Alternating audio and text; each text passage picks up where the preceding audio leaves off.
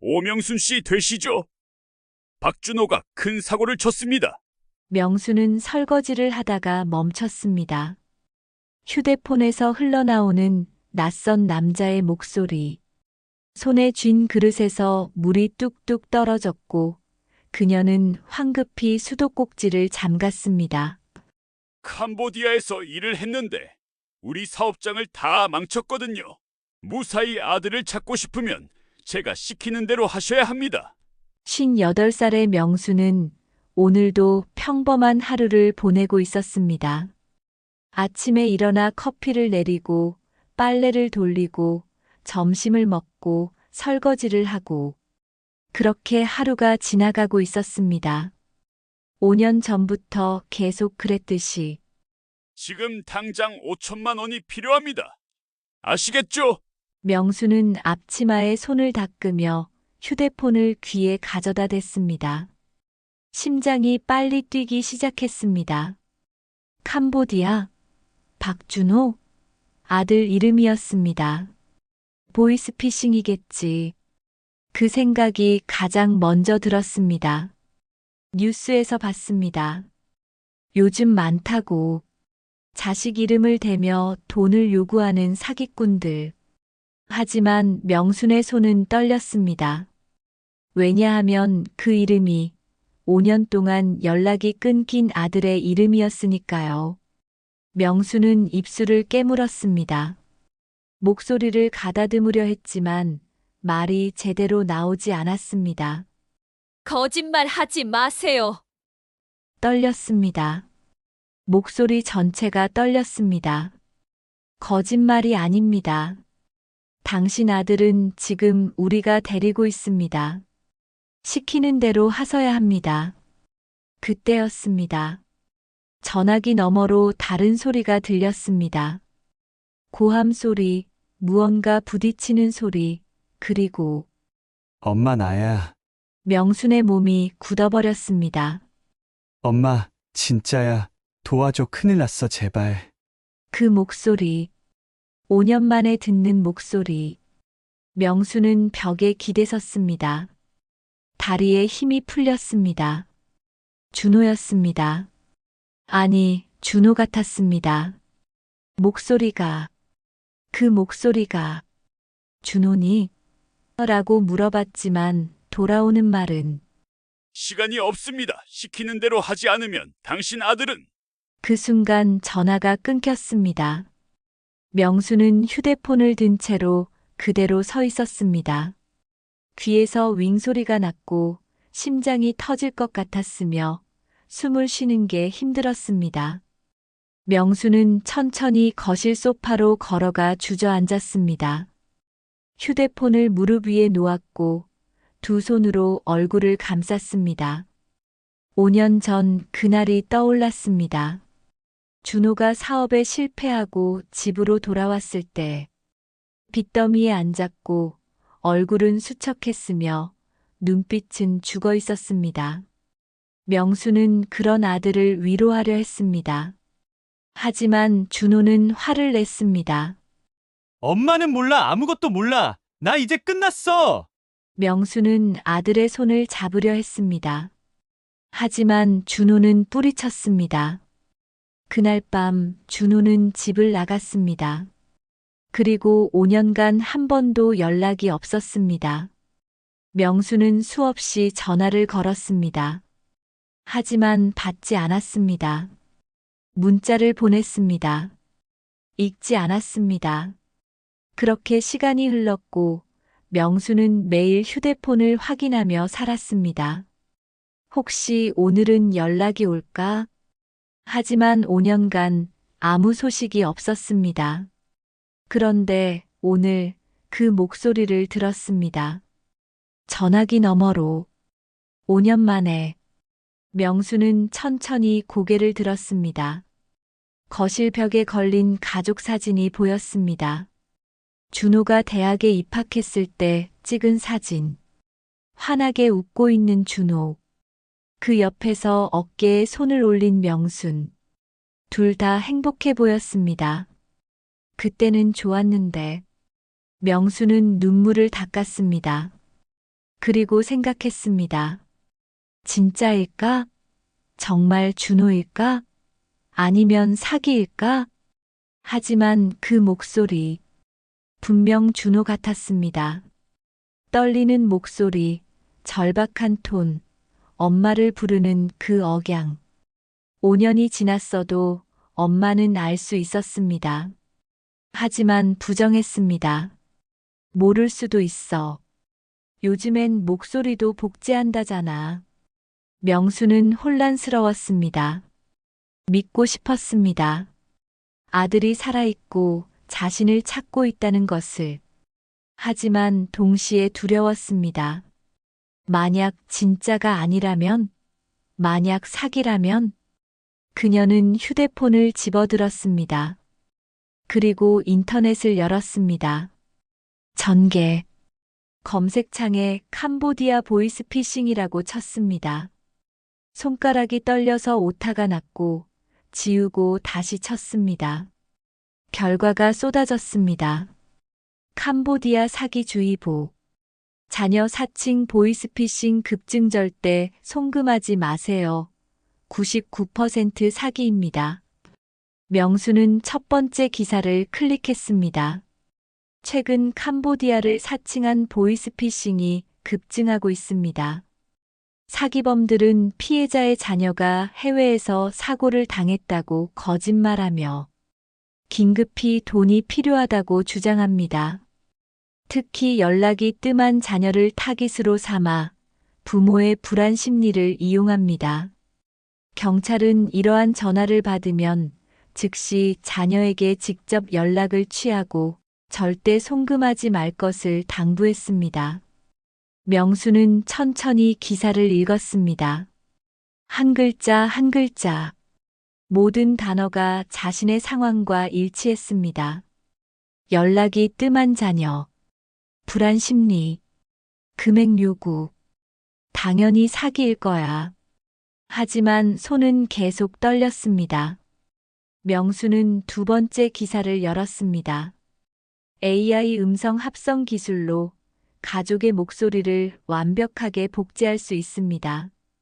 SNS에 업로드된 짧은 영상이나 통화 녹음만 있으면 실제와 구분이 불가능한 수준의 음성을 만들어낼 수 있습니다. 음성 복제.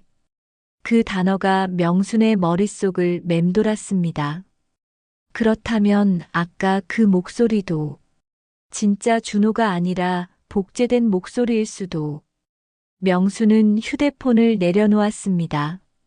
그리고 눈을 감았습니다. 하지만 귀에서는 계속 들렸습니다. 엄마 나야 엄마. 진짜야 도와줘. 그 떨림, 그 절박함. 정말 가짜였을까? 아니면 진짜였을까? 명수는 다시 눈을 떴습니다. 그리고 댓글란을 내려가며 읽기 시작했습니다. 저도 똑같은 전화 받았어요. 다행히 사기인 걸 알아차렸습니다. 절대 속지 마세요. 100% 사기입니다. 경찰에 신고하세요. 계속 같은 말이었습니다. 사기다. 속지 마라. 그런데 중간쯤에 다른 댓글이 눈에 들어왔습니다. 저는 진짜였어요. 아들이 정말 태국에서 사고를 당했더라고요. 처음엔 사기인 줄 알고 무시했는데 나중에 대사관에서 연락이 와서 알았습니다. 다행히 큰 사고는 아니었지만 만약 제가 계속 무시했다면 명순의 심장이 다시 빨리 뛰기 시작했습니다. 혹시나 진짜일 수도 있어. 그건 모르는 거야. 그녀는 휴대폰을 꼭 쥐었습니다. 화면을 보다가 천천히 준호라는 이름을 찾았습니다. 연락처에 저장된 이름. 5년간 전화를 걸어도 받지 않았던 번호. 다시 한번 걸어볼까? 손가락이 통화 버튼 위에서 멈췄습니다. 망설여졌습니다. 만약 받지 않으면? 아니, 받지 않을 게 분명한데, 그럼 나는 또 얼마나 상처받을까? 명수는 통화 버튼을 누르지 못했습니다. 대신 휴대폰을 소파 옆에 놓고 두 손으로 얼굴을 감쌌습니다. 어떻게 해야 하지? 시간이 흘렀습니다. 얼마나 지났을까요? 해가 기울고 있었습니다. 거실에 그림자가 길게 드리워졌습니다. 명수는 일어났습니다. 그리고 외투를 집어들었습니다. 경찰서에 가보자. 물어보자. 전문가한테 물어보자. 현관문을 열고 나섰습니다. 복도는 조용했고 계단을 내려가는 발소리만 울렸습니다. 명수는 아파트 단지를 벗어나 큰 길로 나왔습니다. 경찰서는 걸어서 10분 거리였습니다. 하지만 오늘은 그 길이 이상하게 길게 느껴졌습니다. 명수는 천천히 걸었습니다. 머릿속은 복잡했습니다. 만약 경찰이 사기라고 하면 그럼 나는 안심할 수 있을까? 아니야, 안심 못해. 여전히 의심할 거야. 혹시나 하면서 신호등 앞에 섰습니다. 명수는 멍하니 건너편을 바라봤습니다. 사람들이 오갔습니다. 다들 바빠 보였습니다. 각자의 삶을 살고 있었습니다. 나만 이렇게 멈춰 있는 것 같아. 명수는 천천히 횡단보도를 건넜습니다. 경찰서 앞에 도착했을 때 발걸음이 멈췄습니다. 유리문 너머로 내부가 보였습니다. 민원실에 앉아 있는 경찰관, 서류를 보고 있는 직원들. 들어가야 했지만 발이 떨어지지 않았습니다. 명수는 자신에게 물었습니다. 왜 들어가기가 무서울까? 대답은 알고 있었습니다. 확실해지는 게 무서워서. 경찰이 사기예요라고 말하면 그 순간 모든 희망이 사라집니다. 혹시나 하는 기대, 1%의 가능성, 그 모든 게 끝나버립니다. 그리고 명수는 받아들여야 합니다. 아들이 정말로 5년간 연락하지 않은 이유가 단지 엄마를 잊어서였다는 것을.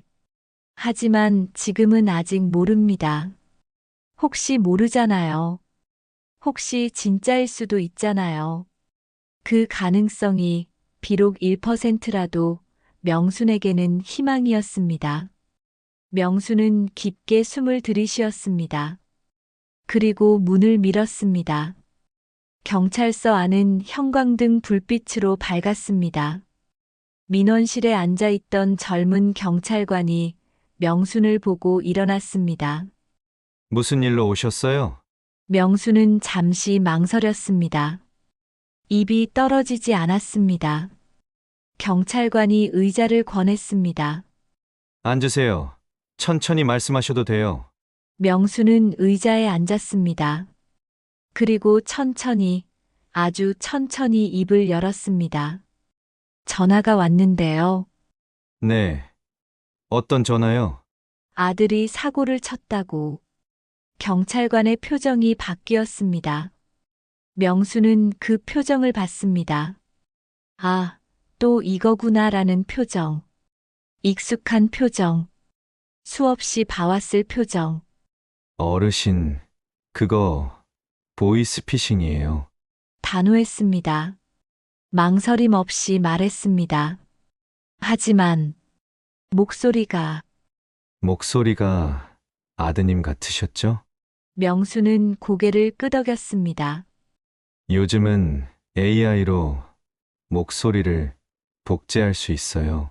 SNS에 올라간 영상이나 통화 녹음만 있으면 똑같이 만들어요. 거의 구분이 안 될 정도로요.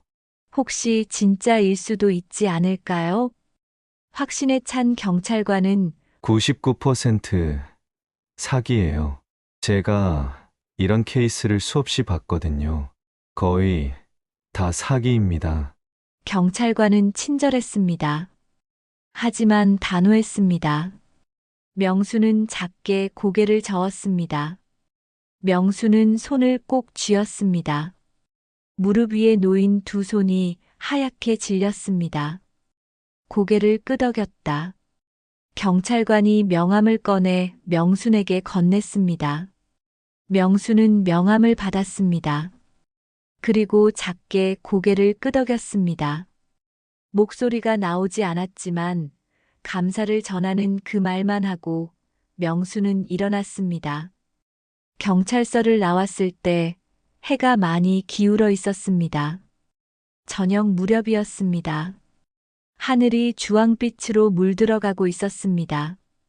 명수는 경찰서 앞 벤치에 앉았습니다. 그리고 하늘을 올려다봤습니다. 역시 사기였어.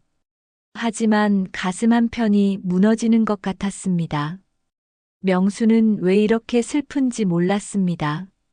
사기인 걸 확인했으니 안심해야 하는 거 아닌가요? 돈을 잃지 않아서 다행이라고 생각해야 하는 거 아닌가요? 하지만 슬펐습니다.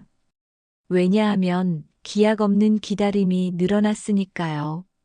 명수는 벤치에 앉아 한참을 그렇게 있었습니다. 사람들이 지나갔습니다. 차들이 달렸습니다. 세상은 계속 흘러갔습니다. 하지만 명수는 그 자리에 앉아 움직이지 못했습니다. 얼마나 지났을까요? 하늘이 어두워지기 시작했습니다. 가로등에 불이 켜졌습니다. 명수는 천천히 일어났습니다. 그리고 집으로 향했습니다. 돌아가는 길은 더 길게 느껴졌습니다. 발걸음이 무거웠습니다. 명수는 고개를 숙이고 걸었습니다. 집에 도착했을 때는 밤 7시쯤이었습니다. 현관문을 열고 들어갔습니다. 집은 어둡고 조용했습니다. 불을 켜지 않았습니다. 그냥 어둠 속에서 소파에 앉았습니다. 사기야. 당연히 사기지. 그렇게 중얼거렸습니다. 하지만 가슴은 계속 아팠습니다. 시간이 흘렀습니다. 어둠 속에서 명수는 가만히 앉아 있었습니다. 생각이 많았습니다. 만약 진짜라면? 만약 준호가 정말 위험에 처해 있다면? 만약 내가 아무것도 하지 않는다면? 그 생각들이 머릿속을 맴돌았습니다. 떠나지 않았습니다. 명수는 안방으로 걸어갔습니다. 어둠 속에서 손으로 더듬어 서랍을 열었습니다. 통장이 만져졌습니다. 여러 개의 통장. 불을 켰습니다. 환한 빛이 방을 채웠고 명수는 눈을 찡그렸습니다. 그리고 통장들을 하나하나 꺼냈습니다. 명수는 통장들을 침대 위에 놓고 그것들을 물끄러미 바라봤습니다. 평생 모은 돈이었습니다. 남편이 일찍 세상을 떠난 후 혼자 일하며 모은 돈. 청소 일도 하고 식당 설거지도 하고 전단지 돌리기도 하며 모은 돈. 몸이 아파도 힘들어도 조금씩 통장에 넣으며 모은 돈. 노후 자금이었습니다. 병원비였습니다. 혹시 모를 때를 대비한 돈이었습니다. 3천만 원이 전부였습니다. 명수는 통장을 집어들었습니다. 그리고 표지를 천천히 쓰다듬었습니다. 이걸 준다고? 사기꾼한테? 미쳤어. 정신 차려. 하지만 손은 통장을 놓지 않았습니다. 혹시 모르잖아. 경찰이 99%라고 했지만 1%는 남아있잖아. 만약 그 1%가 진짜라면? 만약 준호가 정말 나를 찾고 있다면? 명수는 눈을 감았습니다. 그리고 깊게 숨을 들이쉬었습니다. 5년 전 그 밤이 떠올랐습니다. 준호가 집을 나가던 밤. 현관문이 쾅 닫히는 소리. 그 소리가 아직도 귓가에 생생했습니다. 명수는 쫓아가지 못했습니다. 그냥 문 앞에 서서 닫힌 문을 바라봤습니다. 뒤따라가서 붙잡아야 했는데, 무릎 꿇고 잡아야 했는데, 그러지 못했습니다. 그리고 5년이 흘렀습니다. 5년 동안 명수는 매일 그 순간을 후회했습니다. 왜 붙잡지 못했을까? 왜 더 말리지 못했을까? 그런데 지금 또다시 선택의 순간이 왔습니다. 믿을까 말까? 도와줄까 말까? 명수는 눈을 떴습니다. 그리고 통장을 가슴에 꼭 안았습니다. 후회하기 싫어. 또 5년을 후회하며 살기 싫어. 만약 진짜인데 내가 외면한다면 나는 평생 그걸 후회할 거야. 차라리 속는 게 나아. 차라리 3천만 원 잃는 게 나아. 그래도 나는 할 수 있는 걸 다 했다고 그렇게 위로할 수 있어. 하지만 외면한다면, 나중에 정말 사고였다는 걸 알게 된다면 나는 그걸 어떻게 견뎌? 명수는 결심했습니다. 가자. 일단 가보자. 그날 밤 명수는 잠을 이루지 못했습니다. 침대에 누워 천장을 바라보며 밤새 생각했습니다. 진짜일까, 가짜일까? 가야 할까, 말아야 할까? 이게 맞는 걸까, 틀린 걸까? 하지만 결론은 항상 같았습니다. 가야 해. 혹시 모르니까. 다음 날 아침 명수는 일찍 일어났습니다. 잠을 거의 자지 못했지만 정신은 또렷했습니다. 샤워를 하고 단정하게 옷을 입고 거울 앞에 섰습니다. 거울 속 여인은 피곤해 보였습니다. 눈 아래 다크서클이 짙었고 얼굴은 창백했으며 입술은 바짝 말라 있었습니다. 명순아, 정말 할 거야? 거울 속 자신에게 물었습니다. 대답은 없었습니다. 하지만 명수는 고개를 끄덕였습니다. 그녀는 거실로 나와 탁자 위에 놓인 통장들을 가방에 넣었습니다. 그리고 외출 준비를 했습니다. 오전 9시 반. 은행이 문을 열 시간이었습니다. 명수는 현관문을 열고 나섰습니다. 복도를 걸으며 엘리베이터 버튼을 눌렀습니다. 기다리는 동안 손이 떨렸습니다. 가방을 꼭 껴안았습니다. 은행까지 걸어가는 동안 명수는 계속 생각했습니다. 이게 맞는 걸까? 정말 3천만 원을 내줘야 하는 걸까? 발걸음이 느려졌습니다. 은행이 저 앞에 보였지만 다가가기가 두려웠습니다. 명수는 은행 앞 벤치에 앉았습니다. 그리고 시계를 봤습니다. 아직 오전 10시가 되지 않았습니다. 조금 기다리자. 조금만 더 생각해보자.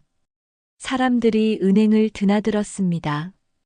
돈을 찾으러 오는 사람, 입금하러 오는 사람, 대출 상담을 받으러 오는 사람. 다들 각자의 이유로 은행을 찾았습니다.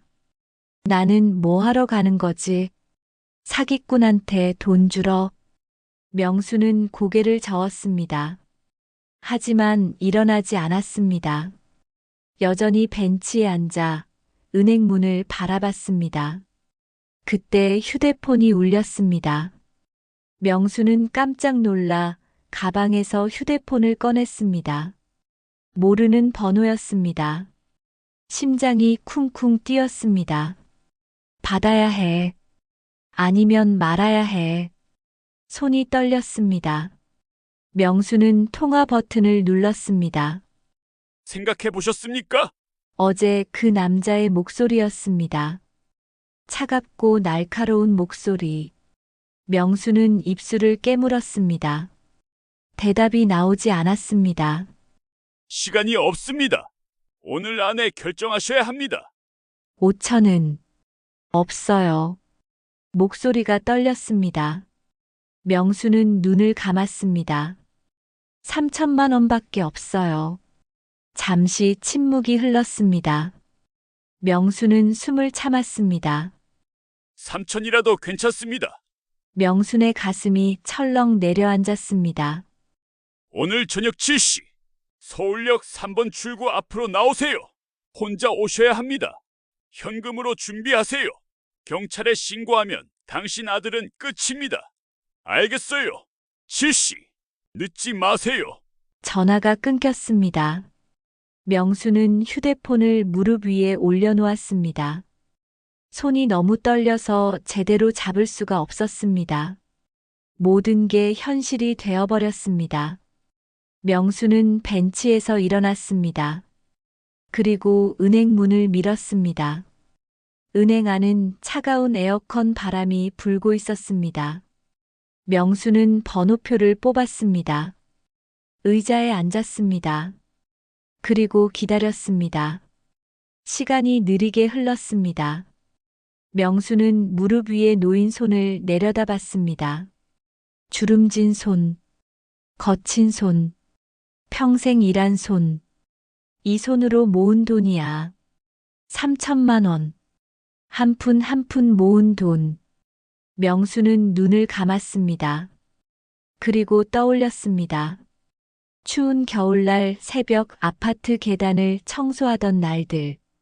식당에서 설거지를 하다가 손에 데이던 날들. 전단지를 돌리며 거리를 걷던 날들.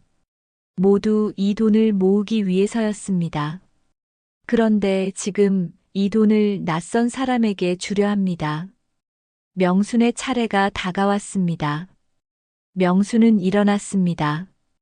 다리가 휘청거렸지만 창구로 걸어갔습니다. 젊은 여직원이 미소를 지으며 맞아주었습니다. 무엇을 도와드릴까요? 명수는 가방에서 통장들을 꺼냈습니다. 그리고 창구 위에 올려놓았습니다. 통장, 해지하고, 현금으로 찾으려고요. 전액 해지하시는 거예요? 네, 얼마나 되시는데요? 3천만 원이요. 여직원의 미소가 굳었습니다. 그리고 명순을 똑바로 바라봤습니다. 명순은 고개를 저었습니다. 아니에요. 명순의 얼굴이 굳었습니다. 여직원은 명순의 표정을 보고 더 심각한 얼굴이 되었습니다. 괜찮아요. 제가 알아서. 이건 명백한 사기. 명수는 손을 들어 여직원의 말을 멈췄습니다. 제 돈이에요. 제가 하고 싶은 대로 할게요.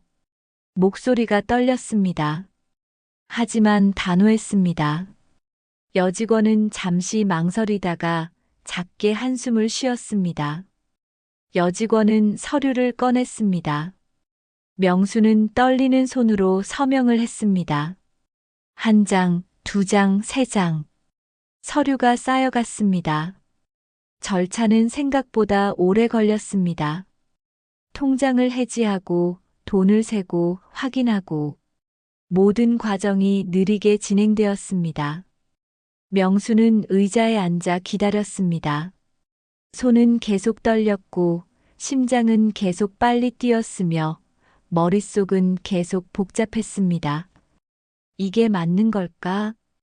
정말 이래야 하는 걸까? 하지만 되돌릴 수 없었습니다. 이미 서류에 서명했고 이미 절차가 진행되고 있었습니다. 30분쯤 지났을까요? 여직원이 큰 봉투를 들고 나왔습니다. 명수는 봉투를 받았습니다. 무거웠습니다. 3천만 원의 무게, 평생의 무게. 조심하세요. 어르신 정말 조심하세요. 여직원의 목소리에는 걱정이 담겨 있었습니다. 명수는 고개를 끄덕였습니다. 은행을 나왔습니다. 밖은 환했습니다. 햇살이 눈부셨습니다. 명수는 봉투를 가방 깊숙이 넣었습니다. 그리고 천천히 집으로 걸어갔습니다. 집에 도착했을 때는 오전 11시쯤이었습니다. 현관문을 열고 들어가 소파에 앉았습니다. 그리고 시계를 봤습니다. 오후 7시 정각. 명수는 눈을 감았습니다.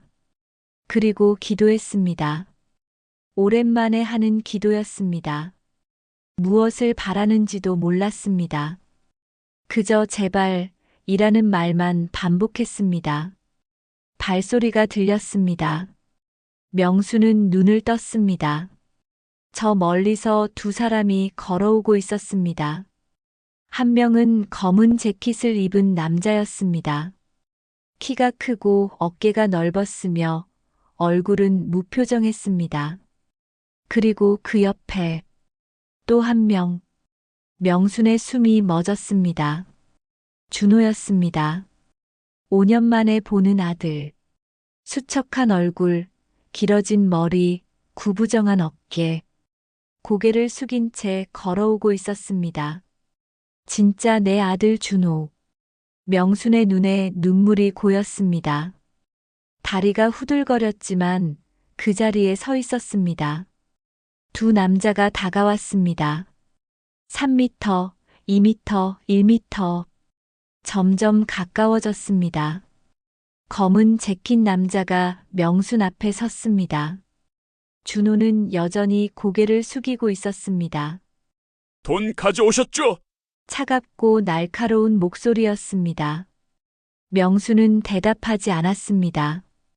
그저 준호를 바라봤습니다. 준호야. 목소리가 떨렸습니다. 간신히 나온 목소리였습니다. 준호는 고개를 더 숙였습니다. 명순을 보지 않으려는 것 같았습니다. 돈 빨리 내놓으세요. 시간 없어요. 검은 재킷 남자가 손을 내밀었습니다. 명수는 가방에 손을 넣었습니다.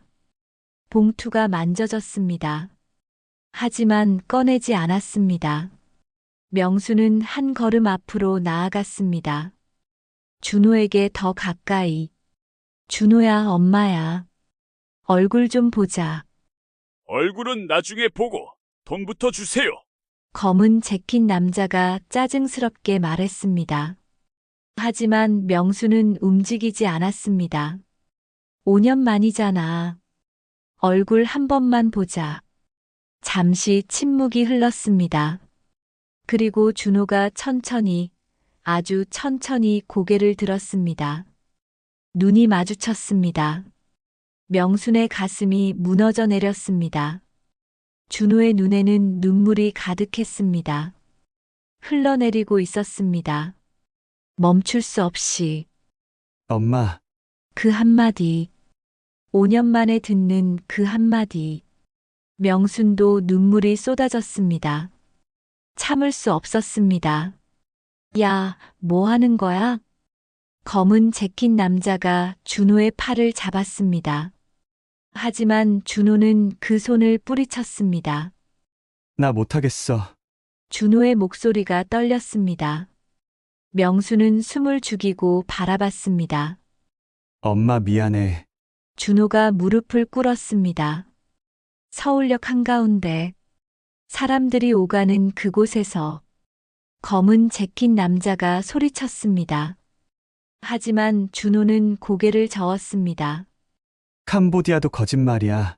사고도 거짓말이야. 명순의 몸이 굳어버렸습니다. 다 거짓말이야. 돈이 필요해서 형이랑 짜고 엄마한테 전화한 거야. 세상이 멈췄습니다. 보이스피싱 맞아 엄마한테 사기친 거야. 명수는 가방을 떨어뜨렸습니다. 바닥에 쿵 소리를 내며 떨어졌습니다. 사기. 정말 사기였어. 경찰이 맞았어. 99%. 명수는 비틀거렸습니다. 다리에 힘이 풀렸습니다. 하지만 넘어지지 않았습니다. 기둥을 붙잡고 겨우 서 있었습니다. 미친 새끼. 검은 재킷 남자가 준호를 발로 찼습니다. 준호가 옆으로 쓰러졌습니다. 하지만 일어나지 않았습니다. 그냥 바닥에 엎드린 채 울었습니다. 야, 이 돈은 내 거야. 검은 재킷 남자가 바닥에 떨어진 가방을 집어들려 했습니다. 명순이 그 손을 잡았습니다. 손에 힘이 없었습니다. 떨렸습니다. 하지만 놓지 않았습니다. 남자가 명순을 밀쳤습니다. 명순이 뒤로 비틀거렸습니다. 엄마. 준호가 일어났습니다. 그리고 남자와 명순 사이에 섰습니다. 엄마한테 손대지 마. 너 진짜 죽고 싶어? 죽어도 상관없어 하지만 엄마는 안 돼. 명순은 준호의 뒷모습을 바라봤습니다. 떨리는 어깨, 떨리는 다리.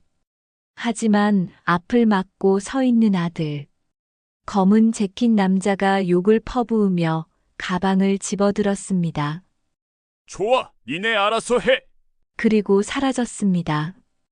가방을 들고 인파 속으로. 명수는 쫓아가지 않았습니다. 그냥 그 자리에 서서 사라지는 남자를 바라봤습니다. 3천만 원. 평생 모은 돈.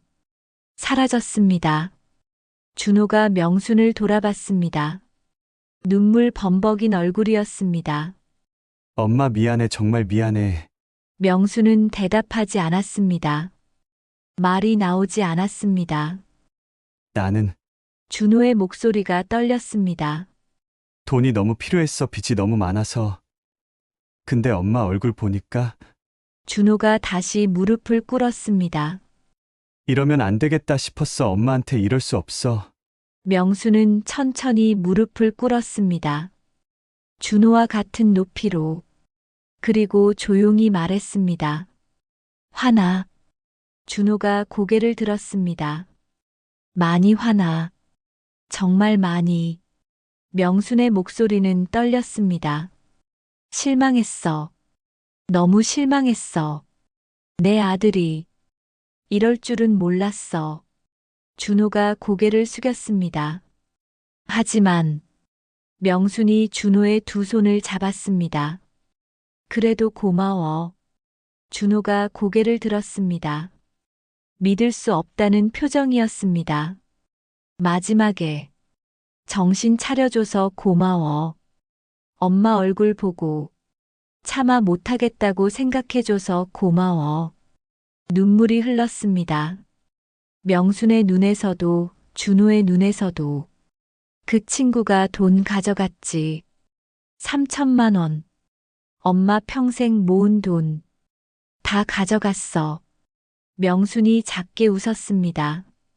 슬픈 웃음이었습니다. 하지만 괜찮아. 엄마는 괜찮아. 왜냐하면 명순이 준호를 꼭 안았습니다. 너를 봤으니까. 5년 만에 내 얼굴을 봤으니까. 준호가 엄마 품에서 울었습니다. 소리내어 울었습니다.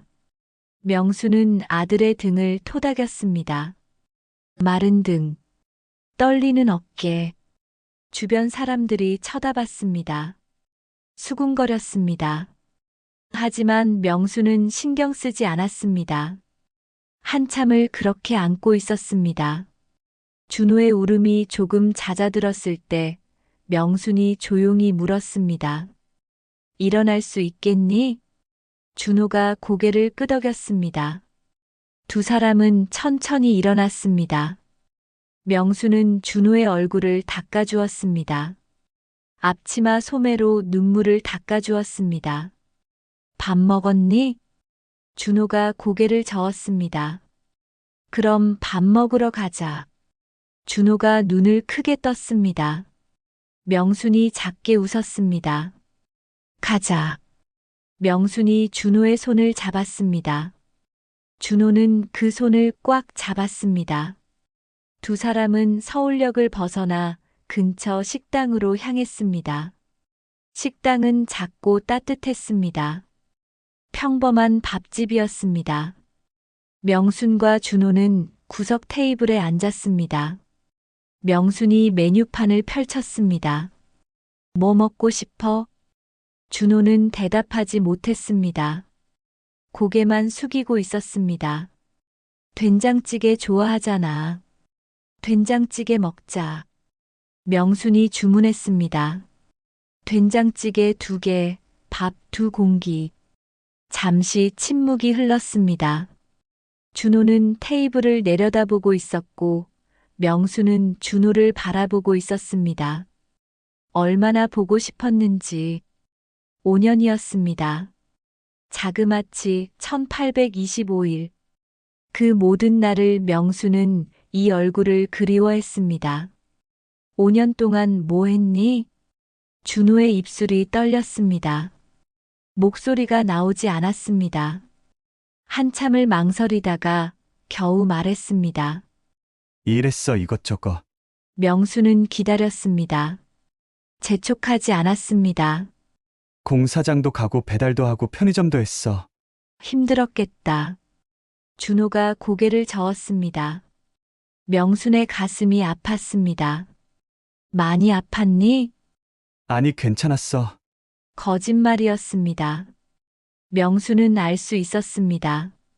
준호의 수척한 얼굴, 핏기 없는 입술, 움푹 들어간 눈.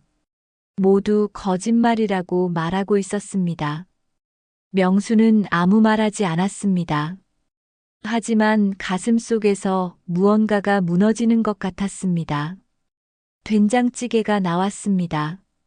김이 모락모락 나는 뜨거운 찌개. 구수한 냄새가 퍼졌습니다.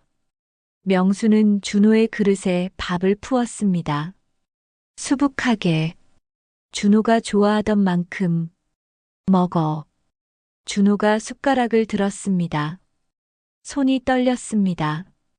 한 숟가락 떠서 입에 넣었습니다. 그리고 눈물이 떨어졌습니다. 찌개 그릇에 뚝. 맛있다. 준호가 울면서 말했습니다. 명순도 눈물이 났습니다. 하지만 참았습니다. 그저 조용히 자기 밥을 먹었습니다. 두 사람은 말없이 밥을 먹었습니다. 침묵이었습니다. 하지만 불편하지 않았습니다.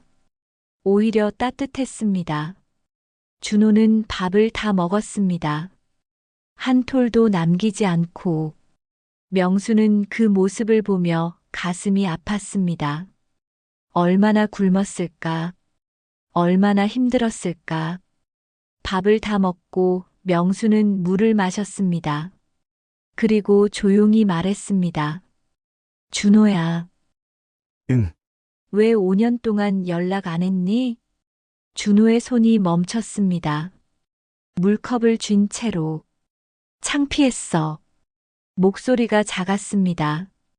간신히 들릴 정도였습니다. 사업 실패하고 빚만 잔뜩 치고 이렇게 망한 모습 엄마한테 보이기 싫었어. 바보 같은 소리. 명순의 목소리는 단호했습니다. 엄마는 내가 성공했을 때만 보고 싶은 게 아니야. 준호가 고개를 들었습니다. 내가 힘들 때, 아플 때, 그럴 때 더 보고 싶어. 그럴 때 옆에 있어주고 싶어. 명순의 눈에 눈물이 고였습니다. 그게 엄마야. 그게 부모야. 준호가 입술을 깨물었습니다. 미안해. 미안하다는 말 그만해. 이제 귀에 못이 박히겠어. 명순이 작게 웃었습니다. 준호도 따라 웃었습니다. 울면서 웃었습니다. 이제 어떻게 할 거니? 준호가 고개를 저었습니다. 모르겠어. 빚도 있고 일도 제대로 안 되고. 빚이 얼마나 되니? 1,000만 원 좀 넘어. 명수는 고개를 끄덕였습니다. 그 친구가 가져간 3천만 원으로 빚도 갚고 새 출발하려고 했니? 준호가 고개를 숙였습니다. 대답이었습니다. 명수는 한숨을 쉬었습니다. 깊고 긴 한숨이었습니다. 준호야. 다음부턴 이러지 마. 준호가 고개를 들었습니다. 힘들면 엄마한테 와. 돈이 필요하면 엄마한테 말해. 이렇게까지 하지 마. 알겠어. 정말 미안해. 엄마 돈은 내가 어떻게 해서든지. 엄마 돈은 엄마가 알아서 할게. 너는 그냥 엄마한테 와. 알았지? 명순의 목소리가 떨렸습니다. 5년 동안 얼마나 보고 싶었는데, 내가 어디서 뭘 하는지, 밥은 먹는지, 아프진 않은지, 매일 걱정했어. 눈물이 흘렀습니다.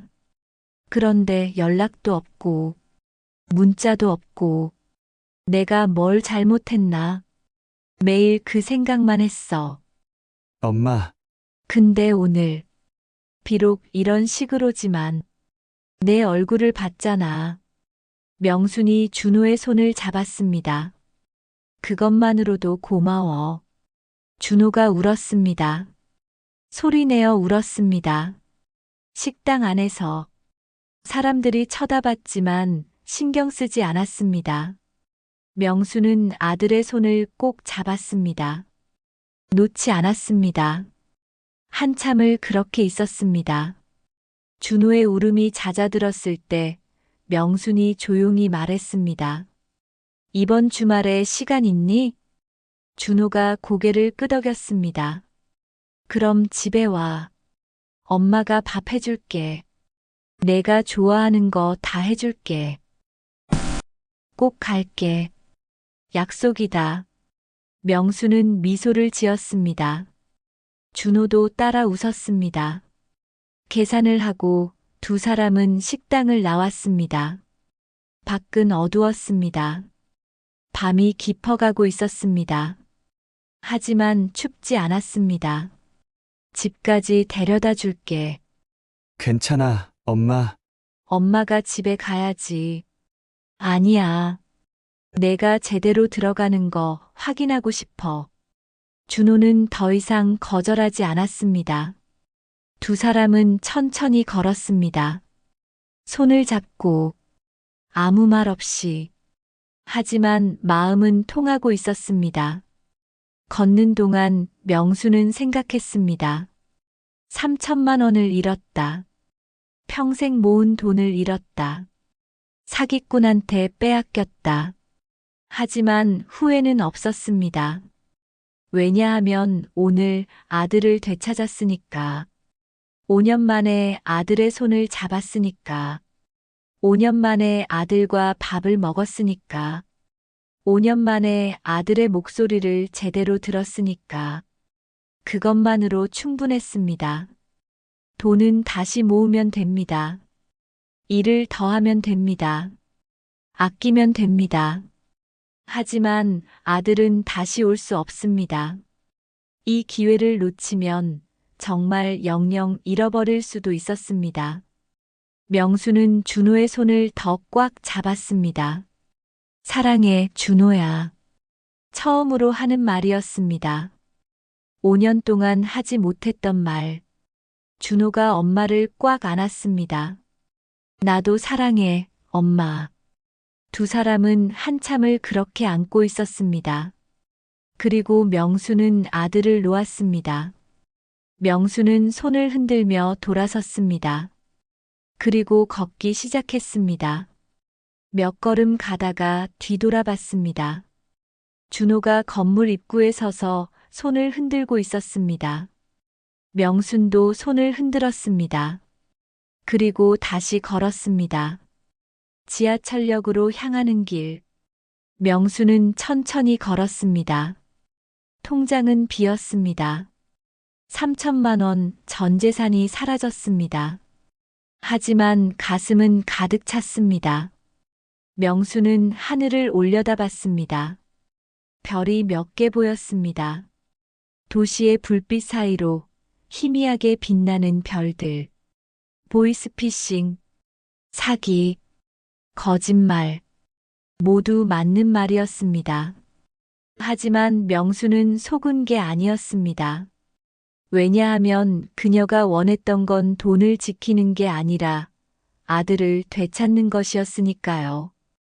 그리고 오늘 그녀는 아들을 되찾았습니다. 준호의 목소리, 준호의 얼굴, 준호의 손, 준호의 눈물, 준호의 사랑한다는 그 말, 그 모든 것이 진짜였습니다. 비록 3천만 원을 잃었지만 훨씬 더 소중한 것을 얻었습니다. 명수는 지하철을 탔습니다. 빈 전철 안에 앉아 창밖을 바라봤습니다. 어둠이 흘러갔습니다. 하지만 두렵지 않았습니다. 집에 도착했을 때는 밤 10시가 넘어 있었습니다. 현관문을 열고 들어갔습니다. 집은 조용했습니다. 하지만 외롭지 않았습니다. 명수는 거실 불을 켰습니다. 소파에 앉았습니다. 그리고 휴대폰을 꺼냈습니다. 문자가 와 있었습니다. 준호였습니다. 명순의 눈에 눈물이 고였습니다. 하지만 이번엔 슬픈 눈물이 아니었습니다. 답장을 보냈습니다. 그리고 휴대폰을 가슴에 안았습니다. 명수는 창밖을 바라봤습니다. 밤은 깊었지만 어딘가에서 불빛이 반짝이고 있었습니다. 내일도 해가 뜰 것입니다. 명수는 일을 찾아야 했습니다. 돈을 다시 모아야 했습니다. 처음부터 시작해야 했습니다. 하지만 괜찮았습니다. 이제 준호가 있으니까. 이제 토요일이 기다려지니까. 이제 준호의 문자를 받을 수 있으니까. 명수는 미소를 지었습니다. 그리고 중얼거렸습니다. 고마워, 준호야. 돌아와줘서. 세상에서 가장 비싼 전화 한 통이었습니다. 3천만 원짜리 전화. 하지만 세상에서 가장 값진 전화이기도 했습니다. 5년 만에 아들의 목소리를 들었으니까요. 그리고 그 목소리는 진짜였으니까요. 거짓으로 시작되었지만 진심으로 끝났습니다. 사기였지만 사랑이었습니다. 명수는 그렇게 믿었습니다. 그리고 그 믿음으로 내일을 살아갈 것입니다.